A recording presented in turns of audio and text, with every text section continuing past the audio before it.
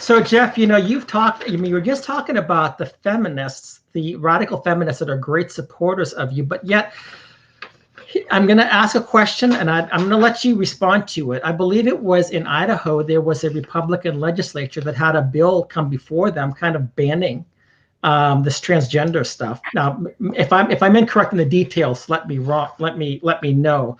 But they did not get it passed.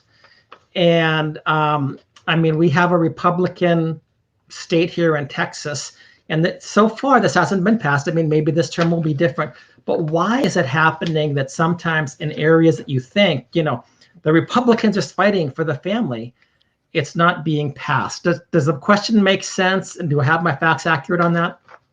Yeah, the Idaho government is controlled in all three branches by Republicans. Mm-hmm.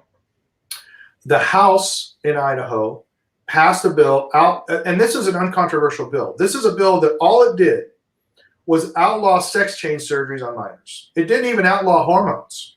It just outlawed, cutting the testicles off minors. That's it. That's all it did.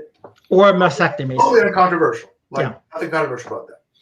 Then it went to the Senate, and Senate Republicans voted it down. Never made it to the governor. So I did an investigation. I went up there. I went up there and investigated this. I talked to journalists. I talked to the senators that voted for it, but senators voted against it. Talked to the Speaker of the House. And so here's what happened.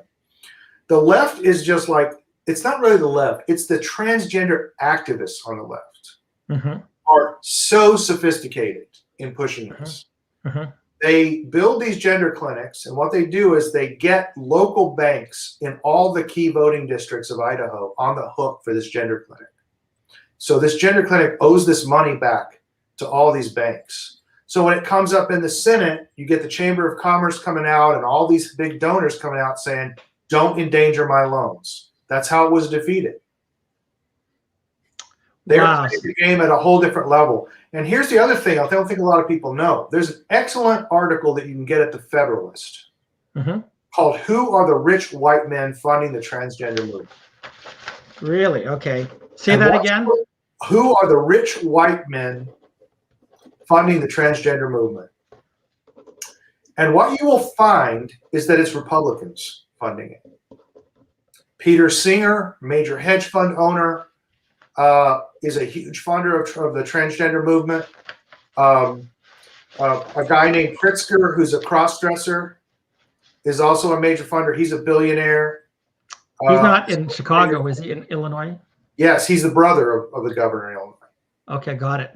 And they wash their money through Australian non-governmental organizations that then wash back into the United States. That's how they've been laundering their money on this. And the effect in Australia has been dramatic because it's pushed this agenda as well in Australia. But there's 2 points I would like to make about this. One is the huge amount of money. Someone in the audience mentioned Big Pharma. The drug that they use to do puberty blockers on kids is called Lupron. Lupron is the most expensive drug sold in the United States. When a child goes on to puberty blockers and cross-sex hormones, they can't go off of them without severe consequences, severe medical and psychological consequences.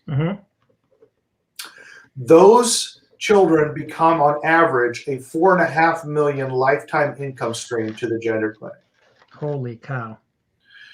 And the leaders of these big pharma companies are 100% with these big hedge fund guys that I just mentioned in pushing the trans agenda. And they're using the profits from the sale of Lupron to push even more children into Lupron. It's the same thing that was done with fentanyl that we now have CEOs in jail for. They were using the profits from fentanyl to market more fentanyl and get more people addicted to it. That's the exact model that Big Pharma is using on kids right now.